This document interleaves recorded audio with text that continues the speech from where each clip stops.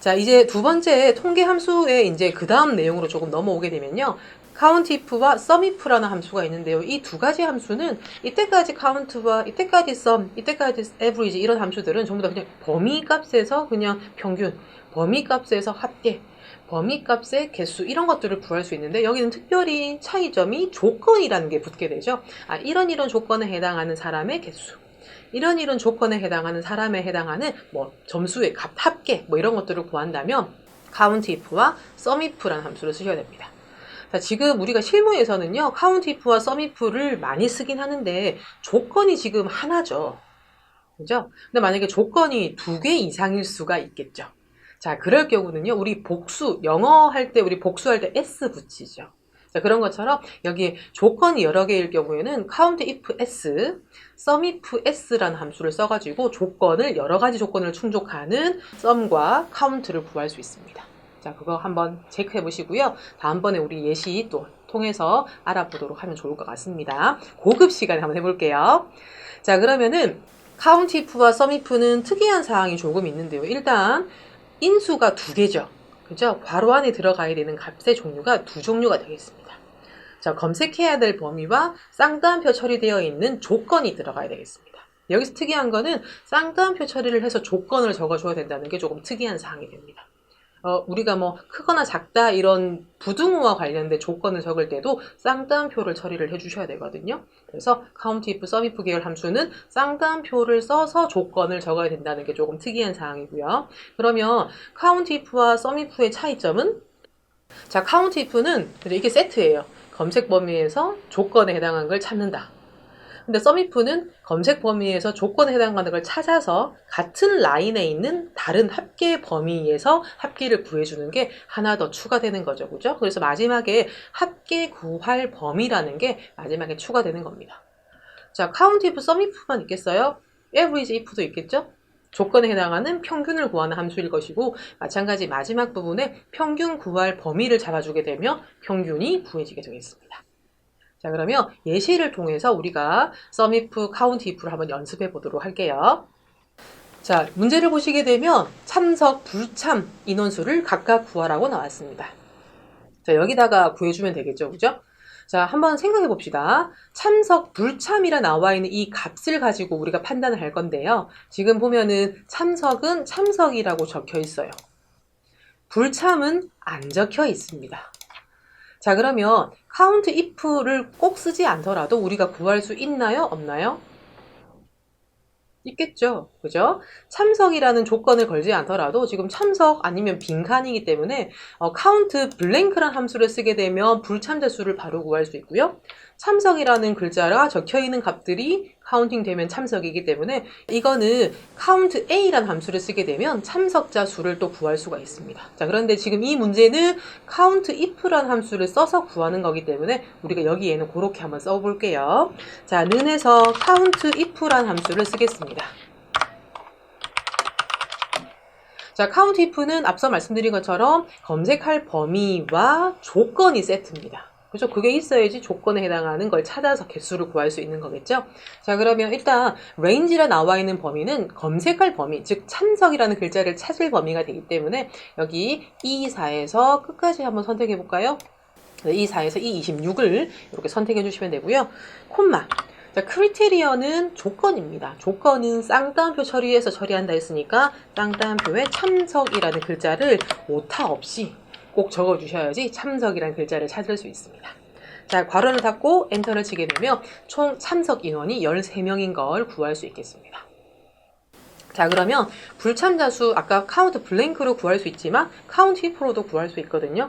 자, 는 해서 countIf라는 함수를 쓰겠습니다. 자, 같은 범위, 이 범위에서 우리가 빈칸을 찾으면 되는 거죠. 그래서 콤마, 빈칸은 쌍따옴표를 2개 연달아 이렇게 선택해 주게 되면 빈칸을 의미하게 됩니다. 자, 이런 상태에서 괄호를 닫고 엔터를 치게 되면 자, 불참자 수, 즉 빈칸인 사람이 몇 명인지를 구하는 수식이 완료되겠습니다. 됐나요? 이렇게 해서 참석과 불참 또 엑셀 시트의 상태, 그죠? 셀에 입력되어 있는 값에 따라서 count blank나 count a라는 함수로 대체할 수 있다는 점까지 우리가 이야기를 나누었었고요. 자, 두 번째, 성별에 따른 인원을 각각 구하겠습니다. 자, 성별 같은 경우는 여, 남으로 표시가 되어 있고요. 여기에 남, 여라는 글자가 이렇게 적혀 있습니다.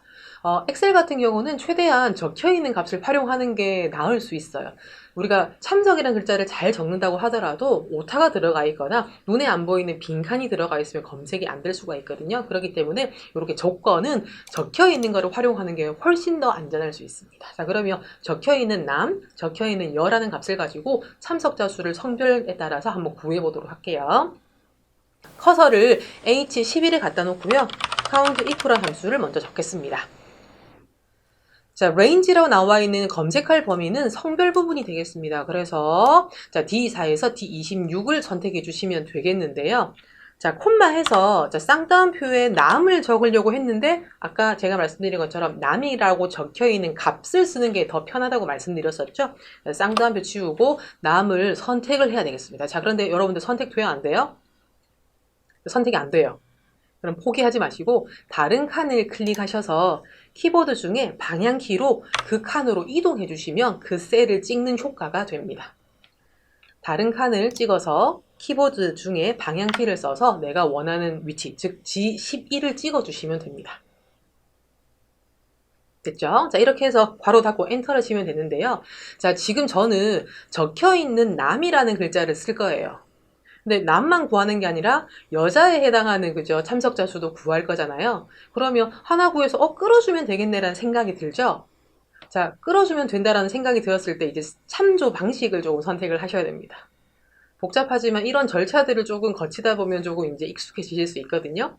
자, 여기 보게 되면 D4에서 D26이라 나와 있는 지금 현재 상태는 모두 다 오픈되어 있는 상태, 막혀 있는 게 하나도 없는 상태입니다. 자, 그런데 이 범위는 고정을 해야 될까요? 이대로 둬도 될까요?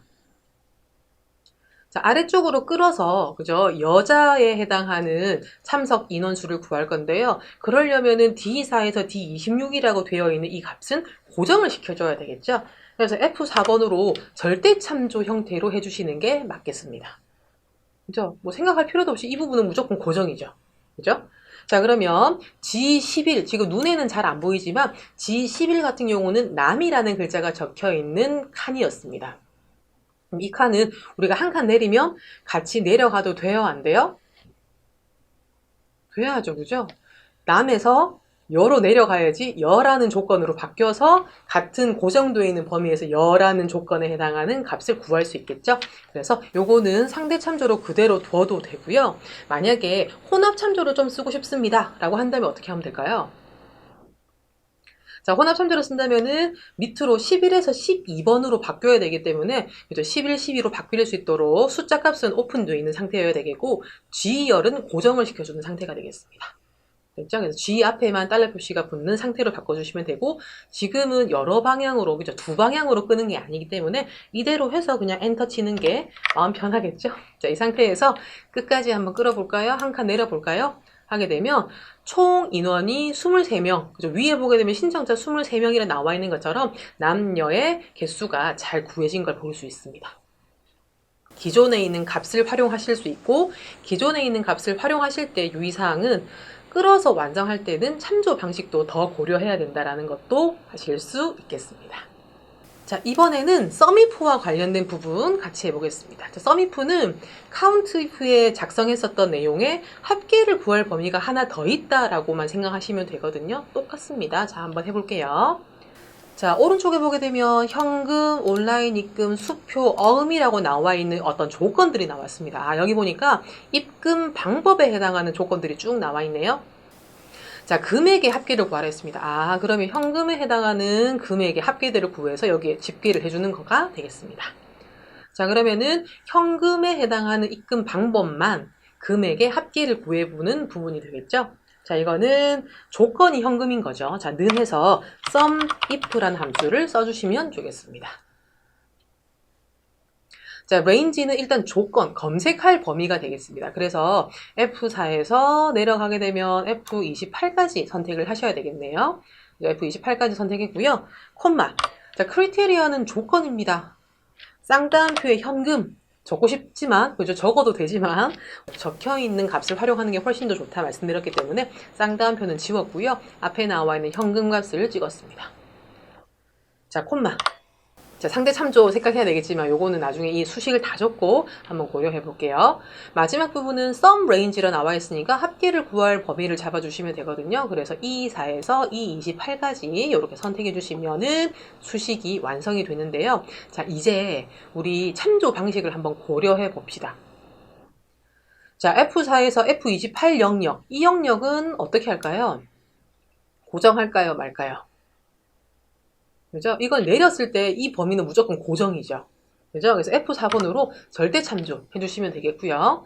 자, H5라고 나와 있는 이 범위는 어떻게 하면 될까요? 자, 이거는 한 칸 내리면 같이 내려가면서 어음까지 바뀌어야 되죠. 그래서 상대 참조로 둬도 되고 H10만 고정해도 되겠습니다. 앞에 했던 내용과 또 같은 부분이죠. 그죠? 자, 그 다음 마지막 부분 224에서 228 합계를 구하는 범위, 이 범위는 어떻게 할까요? 마찬가지 조건만 바뀌지, 그죠? 금액을 구할 범위는 똑같기 때문에 F4번으로 고정을 시켜주시면 되겠습니다. 자, 됐으면은 엔터를 치고요. 자, 샵샵샵 나오는 거는 I 부분을 더블 클릭해서 늘려주면 된다 말씀드렸죠. 자, 현금에 해당하는 금액을 구했고요. 끝까지 끌어주게 되면 어음에 해당하는 내용까지 잘 구해진 걸 볼 수 있습니다. 자, 더블 클릭해서 보니까 색상으로 범위가 지금 어떤 범위를 쓰고 있는지 표시가 되는데요. 파란색 범위 고정이죠. 금액 범위 고정이죠. H8로 어음까지 이렇게 바뀐 상태를 볼 수 있습니다. 잘 구해진 거 맞죠? 이렇게 해서 우리가 썸이프까지 구해봤습니다.